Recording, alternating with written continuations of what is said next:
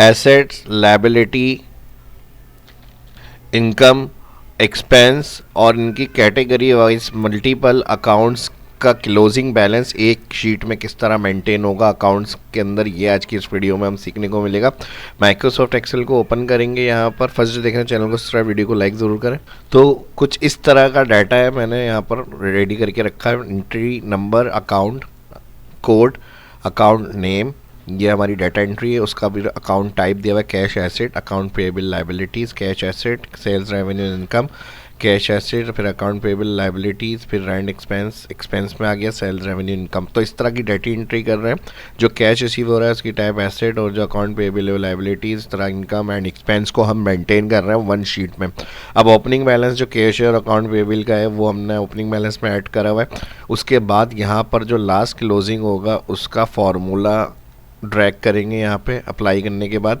इसमें ये होगा जो एक्सपेंस होगी और जो इनकम कैटेगरी होगी वो ज़ीरो होगी, और जहाँ हमारे पास कैश का या अकाउंट पेएबल का रेवेन्यू वगैरह का जो भी अमाउंट होगा क्लोजिंग बैलेंस वो हमारे पास यहाँ पर आता रहेगा। तो फर्स्ट एंट्री जो इनकम एक्सपेंस की होगी वो ज़ीरो, उसके बाद जो नेक्स्ट एंट्री करेंगे वो हमारा क्लोजिंग बैलेंस का रिकॉर्ड में यहाँ पे ऐड होता रहेगा।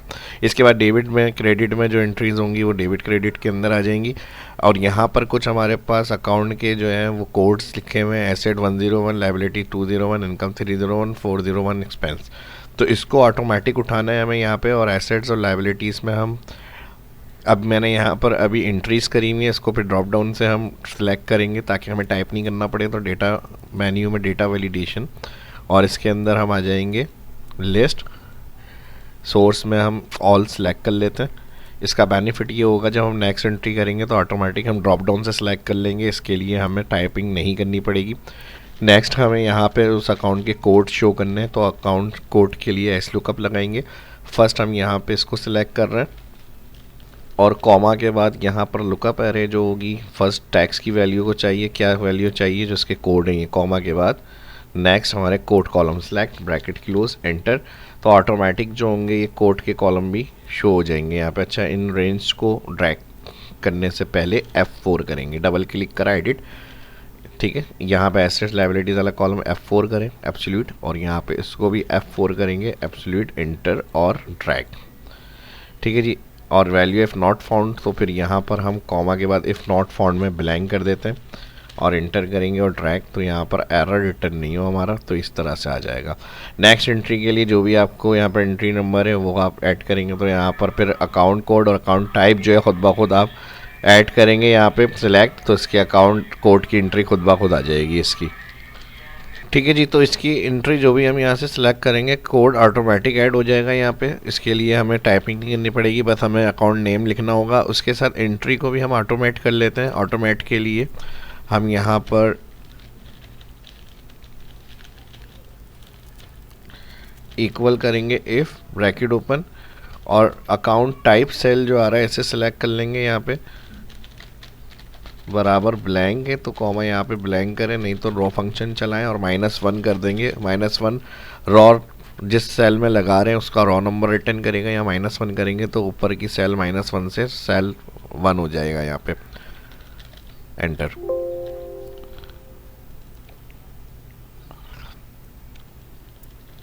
एक इन्वर्टेड कॉमा ज़्यादा ऐड हो गया, बराबर ब्लैंक है तो यहाँ पे भी ब्लैंक हो जाए, वरना तो रॉ नंबर चलाएं, एंटर और ट्रैक कर लें इसको। तो इस तरह से ऑटोमेटिक आपकी जो भी एंट्री होगी यहाँ पे, ठीक है जी, उसका कोड और उसकी एंट्री नंबर खुद ब खुद ऐड हो जाएंगे। यहाँ पे 9 एंट्रीज हो गई, बस आपको ये एंट्रीज करनी है और ऑटोमेटिक हो जाएगा ये आपका। इसके अलावा अब फार्मूला हमें लगाना है लास्ट ट्रैकिंग बैलेंस के लिए, जहाँ इनकम एक्सपेंस की फर्स्ट एंट्री होगी। मैंने फिर आपको समझा दिया कि यहाँ पे ज़ीरो होगा, उसके बाद जो नेक्स्ट एंट्री होगी उसमें जो क्लोजिंग बैलेंस होगा वो अपडेट हो जाएगा। और यहाँ पे क्लोजिंग बैलेंस में हमारा एक ही फार्मूला लगेगा, जिसको हम इक्वल के बाद ओपनिंग बैलेंस में प्लस करेंगे डेबिट, और माइनस हो जाएगा क्रेडिट, एंटर और ट्रैक। नेक्स्ट हमारे पास लुकअप फंक्शन यहाँ पे लगेगा, इक्वल इफ़, ब्रैकेट ओपन, या इफ़ एरर कर लें यहाँ पे, ठीक है। एरर में रिटर्न हम 0 रखेंगे, और इफ़ एरर ब्रैकेट ओपन के बाद हम लगाएंगे यहाँ पे लुकअप फंक्शन। लुकअप फंक्शन में हम 2, 1 करेंगे, और यहाँ पर हम डिवाइड करेंगे इसको, ब्रैकेट ओपन, जो कोड हमारा कॉलम आ रहा है इसके फर्स्ट हेडिंग और नेक्स्ट फर्स्ट एंट्री जो आ रही है इसको सिलेक्ट करेंगे, और जहाँ पर हमारे पास फर्स्ट सेल आ रहा है B1 इसको हम कर देंगे F4, और इसके लिए हम कहेंगे बराबर है जिस रॉ में ये फार्मूला लगा रहे हैं हम। ठीक है जी, यहाँ पे हम सिलेक्ट करेंगे इसको, सेल को।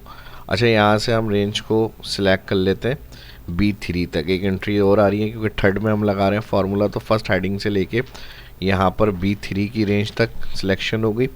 और फिर यहाँ पर हम कर देंगे इसका ब्रैकेट क्लोज, और फिर यहाँ पे कॉमा आएगा, कॉमा के बाद अगेन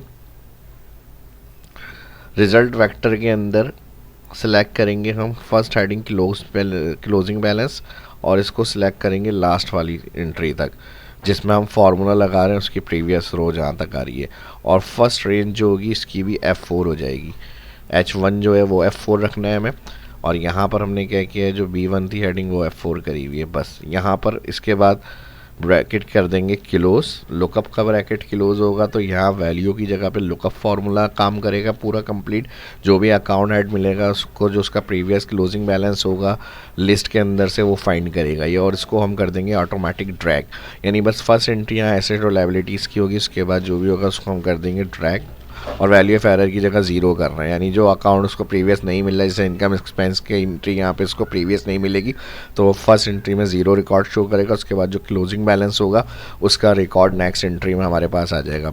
यहाँ तक ये फार्मूला हमारा लगेगा इसके अंदर, और एंटर कर देंगे। एंटर के बाद इसको हम करेंगे ट्रैक। ठीक है जी, बस यहाँ तक हो गया कंप्लीट। अब इसमें आपको कुछ नहीं करना, ये हमारा ऑटोमेटिक है जिसमें हमने फार्मूले यूज़ करे हुए हैं, वो सेल डिफाइन करने के लिए मैं सिलेक्ट कर रहा हूँ इनको। इसके अंदर हमारा ऑटोमेटिक रॉ नंबर का फार्मूला, ये कोड असाइन जो भी ड्रॉप डाउन से सिलेक्ट होगा उसके अंदर आपका ऑटोमेटिक कोड जनरेट होगा, एंट्री नंबर सेलेक्ट हो जाएगी, आपके बैलेंस में यहाँ रिकॉर्ड में आ जाएंगे फार्मूले, और ये वाला क्लोजिंग बैलेंस फार्मूला है हमारा। तो यहाँ पर जो फार्मूले वाले सेल हैं उसको मैं कलर से हाईलाइट कर रहा हूँ, और बाकी हेडिंग वगैरह का जो आपका रिकॉर्ड होगा वो आपको जो अच्छा लग रहा है उस हिसाब से आप अपने कलर वगैरह को फाइनल कर लें। बाकी यहाँ पे जो हमारी डेटा एंट्री वाली सेल होंगे वो मैंने कलर नहीं रखा है। तो इस तरह आप अंडरस्टैंड कर सकते हैं, शीट्स के ऊपर अपना वर्क को कंटिन्यू करें टाइपिंग करते हुए। जो भी क्लोजिंग बैलेंस होगा लास्ट जैसे 55,000 था, जहाँ उसको दोबारा एसेट रिकॉर्ड मिला 55,000, फिर यहाँ पे 5,000, यहाँ पे फिर 3,000 माइनस, तो ये यहाँ पे टोटल में बैलेंस अपडेट हो रहा है हमारा। इनकम में जहाँ पर फर्स्ट थी वो एंट्री हमारी 0 हो गई, उसके बाद जो है वो डेबिट अमाउंट जो रखा होगा हमने वो रख लिया हमने यहाँ पे क्लोजिंग।